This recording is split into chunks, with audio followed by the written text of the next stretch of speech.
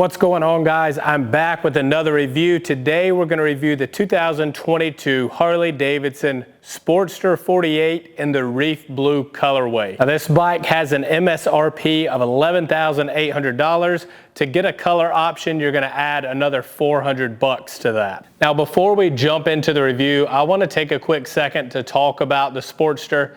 It's been around forever. This Evo engine has been around forever. Like a lot of us have been talking about for a good while now, I think the writing is on the wall. We're down to two conventional Sportster models, one being the Sportster 48, the other being the Iron 883. Now, it's my opinion that 2022 will be the last year we will see either of these bikes. Now, I think that's really going to come down to how much stock Harley has of these parts, of these engine parts, but I'm sure they've been planning on phasing this thing out for a good while now, because over the past few years, we've seen more and more Sportster models go away. As I said, we're down to two of the conventional, and then you have the Sportster S, which in my opinion is nothing like a Sportster other than it shares the Sportster name. Completely different machine than these. Point being, we're probably going to see a very iconic motorcycle fade away. I know a lot of people's first motorcycle was a Sportster. I've sold a lot of Sportsters to a lot of first-time riders. And although the Sportster isn't just a beginner's bike, that is where a lot of people start. It's also one of the most customized Harley Davidsons out there. There's so many companies making so many different parts for these things.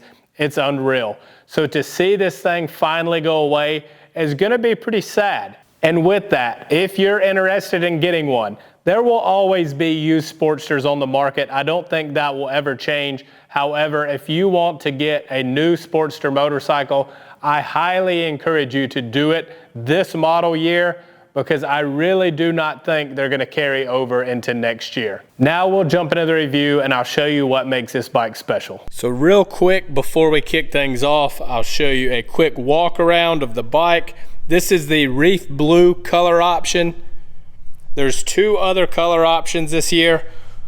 Tim's just happened to get a truck in today, and on that truck were the other two colors. So since we have them, I'm gonna walk over real quick and show you guys those as well.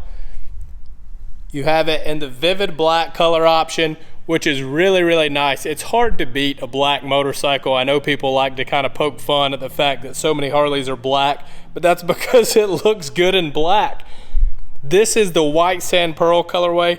Also a big fan of this one. I think Harley nailed all three colors this year. I am a fan of all three. So we talk about colors that the 48 comes in. However, you'll notice that the rear fender and front fender on all three are Harley's vivid black. The color is just a splash on the tank. I kind of like that. I think it fits this bobber style look, you know, kind of almost chopper-ish look that the 48 has. So I'm a fan of that. Just a little splash of color.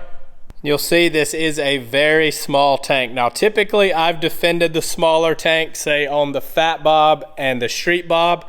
However, on the 48, you get a 2.1 gallon tank at roughly 48 miles to a gallon if you ride conservatively.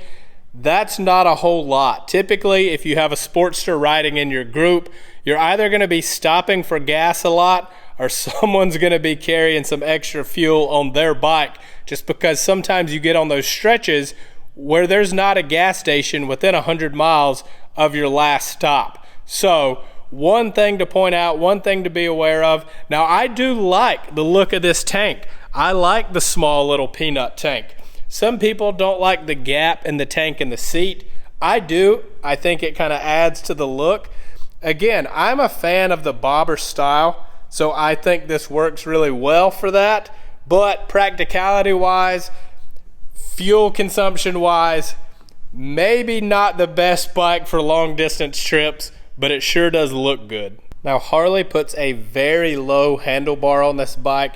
You can see it's almost flush with the tank. Again, contributing to the looks. Now, it does offer a little bit different ride when you're on the bike.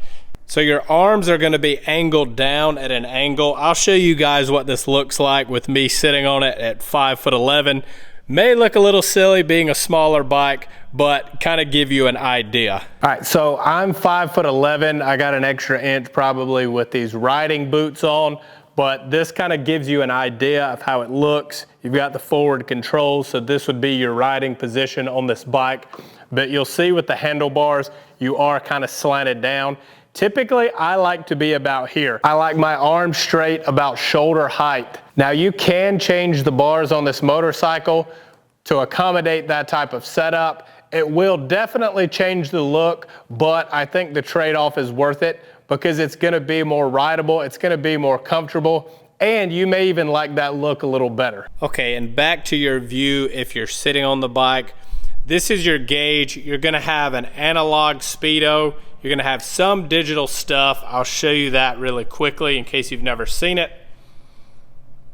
So on your digital readout, it's gonna show you how many miles you've got 1 mile on this bike because it's a new bike. Over here, your trip button, you're gonna hit that. It's gonna take you to trip A, trip B, your clock, and then it's gonna show you what gear you're in, which is really nice. It won't display a gear, obviously if the bike is in neutral because neutral is not a gear, or if you've got the clutch pulled in because technically the engine is not engaged in a gear. But it's also going to show you your digital readout of the RPM in that same little gear window. Underneath the gauge, you just kind of have some status lights, neutral, oil, right turn signal, bright lights, left turn signal. So a real no-frill setup, just clean, simple, just the basics.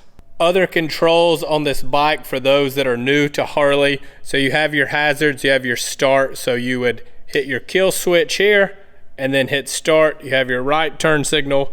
On this side, you have your high beams, left signal, your horn, and then your trip button that we just used to toggle through the speedo there. So one of the big things that makes the Sportster 48 unique is this big beefy front end. So you've got a 130 front tire. Kind of show you from this angle, it's a little better to get an idea. So you've got that big beefy tire. You've also got 49mm forks. Now to a lot of people, those numbers may not mean anything, but take a good look at this tire and these forks, and I'm gonna give you a quick comparison.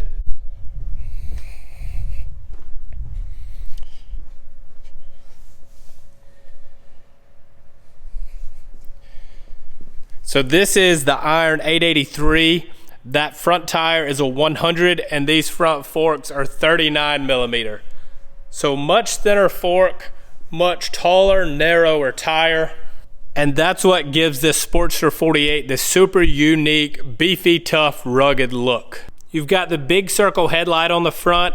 As a matter of fact, guys, I need you to do me a huge favor right now. I need you to like this video and leave some comment no matter what it is.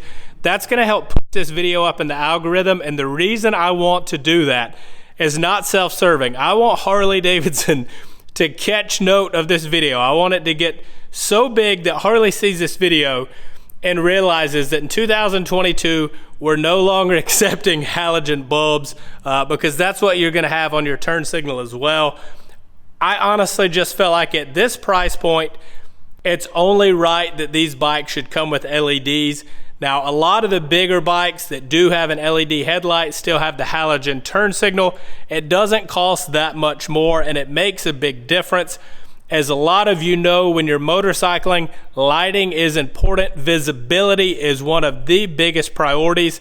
So I'd love to see LED lights on all 2023 models since it didn't happen on a lot of these 2022s. Now, one of the things I touched on when I was showing you the handlebar setup was that this bike comes with forward controls.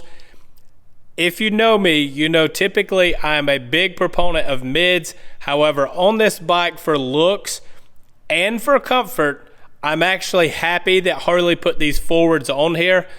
It's just such a small bike for someone a little bigger like myself that mids would just look silly. It would be uncomfortable. So you do get forward controls, which for once I'm happy to see. I definitely think Harley got it right on this one. Now you do get a very standard peg on the 48, and I think the reasoning for that is Harley knows a lot of people change the pegs because it's very easy process to do. Most people are going to be able to do it yourself. You just have a little pin there that pops out. That's also a very easy, inexpensive way to customize your bike, make it unique. Harley offers tons of collections. There's also a ton of aftermarket parts. There's some really cool stuff out there, guys. So if you want a way to make your bike stand out, look a little different, changing your pegs is a nice way to do it. Doesn't break the bank. You're not gonna have to pay somebody in the service department to do it for you, and you get rid of these old things. Now, one of the things that I usually don't talk about, but I feel like some first-time riders may be watching this video, so I wanna point out, your key, your ignition is right here. It's not up top. I like that it's tucked away out of sight, keeps the top of the bike clean. You also have a fork lock here. So you put your same ignition key in there and turn it. That's gonna lock the forks. It's gonna help prevent people from taking your bike once it's locked up, because even when they stand it up, take it off the kickstand, it can only roll in circles. That front wheel will stay turned like that. So it's hard for them to roll it away. Now, it doesn't make it impossible. So still always park your bike somewhere that you're comfortable with. And there are other options for security you should look into as well. But that is one little feature that some people aren't aware of that I wanted to share with you guys. Now, as you'll notice, there's very, very little chrome on this bike. You got the gas cap, your oil cap, your heat shields for your exhaust, and that's about it. The rest of the stuff will be this polished, or it will be this wrinkle finish. I'm a big fan of this wrinkled finish because as long as you don't leave your bike outside, and please, whatever you do, do not leave your bike outside. Like we just said, it makes it more vulnerable to being stolen, but also leaving your bike outside opens it up to corrosion. All these little fasteners will start to get surface rust. Your bike will look like crap. As I was saying, this wrinkle finish though, as long as it's not outside, as long as you don't spray any harsh chemicals on it, it's gonna stay looking like this pretty much for the life of the bike. I like that because it's super low maintenance. There's not that much stuff you need to clean or polish on this bike to keep it looking good. I mean, like we said, you've got 3 real painted surfaces here.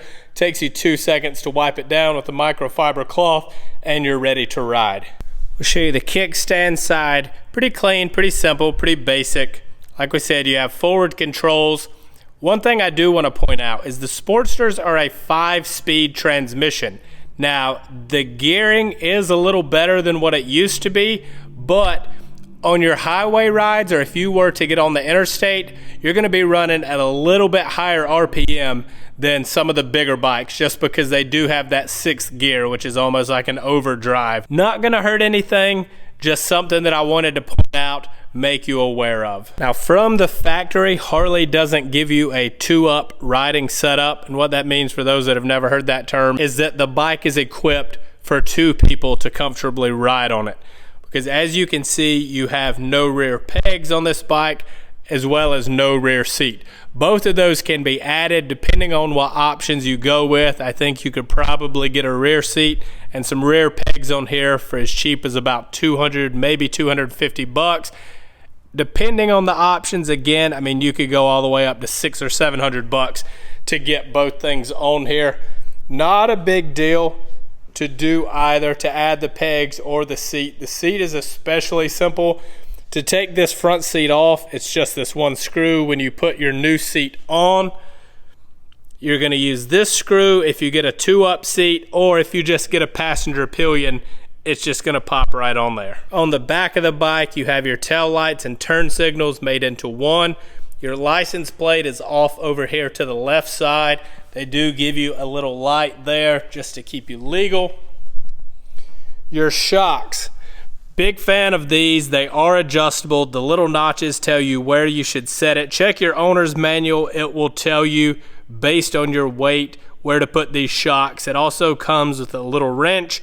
So what you're going to do is loosen this one, then you can tighten or loosen this nut as needed, and then put this lock ring back down.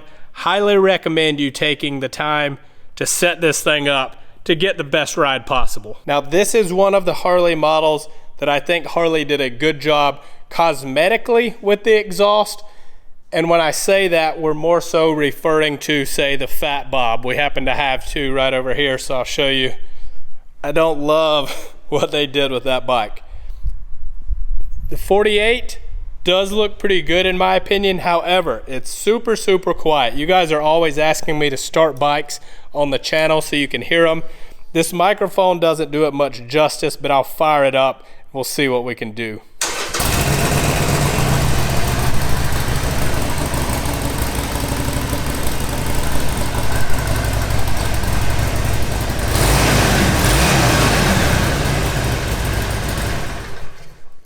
So, like I said, not a lot going on there. Because of emissions, Harley has to ship these things with these choke down exhaust. I've always recommended on, I think every video I've ever made, doing at least a stage 1 kit.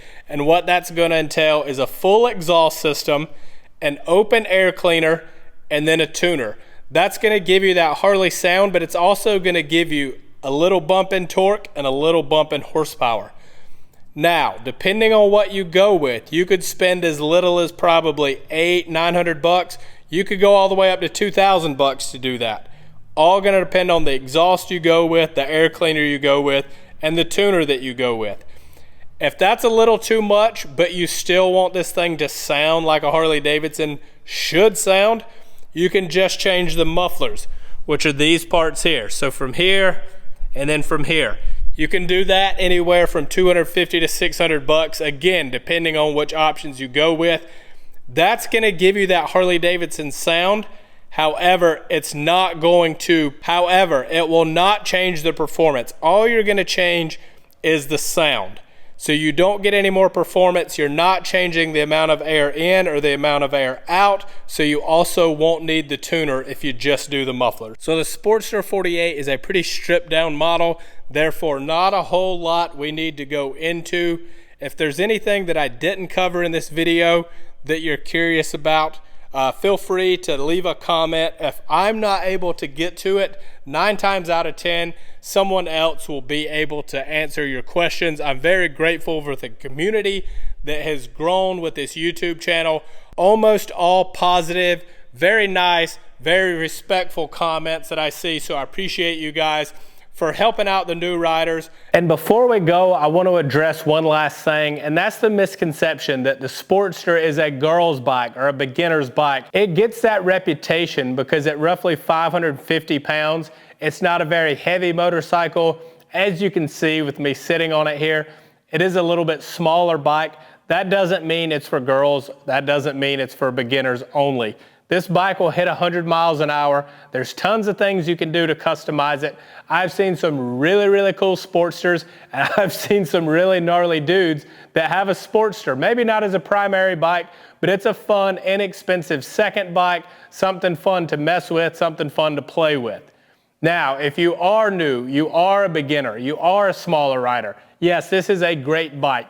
Got a very low seat height, low weight, gonna work well for you. But if you've ridden other bikes, you've ridden other models, and you wanna get a Sportster, don't let that misconception stop you from getting this bike. Thanks for watching, guys. If you're not already subscribed, please do so. Also, give me a thumbs up on the video if you made it this far. Obviously, you liked it well enough, and I'll catch you on the next one.